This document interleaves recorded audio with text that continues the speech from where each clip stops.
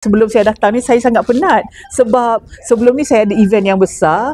Jadi saya datang dalam keadaan yang badan yang penat. Tetapi surprisingly, bila daripada semalam lagi, saya boleh fokus sepanjang kursus kerana saya rasa memang sangat berbaloi-baloi.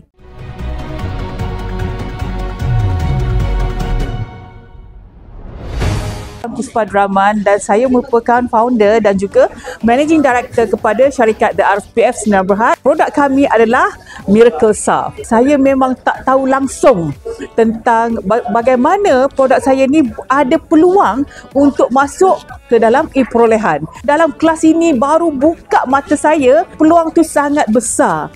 Dan yang paling pentingnya saya belajar hari ini, saya sangkakan dengan company profile yang saya ada tu, saya dah boleh pergi lagi.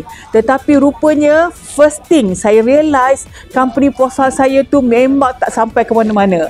Dan of course inilah yang saya akan apply, action yang saya akan ambil immediately. First, saya akan betulkan balik company profile saya. Saya akan pastikan saya berdaftar dengan MOF.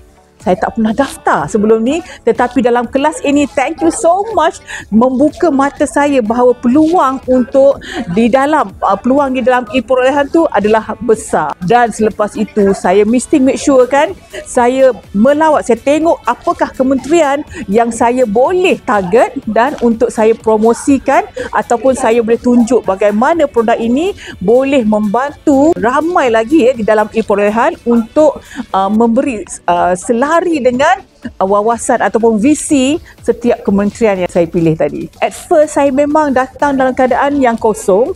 Saya pun tak tahu bagaimana saya boleh belajar. Thank you HRD Corp dan juga thank you IDAC Services. Masya Allah.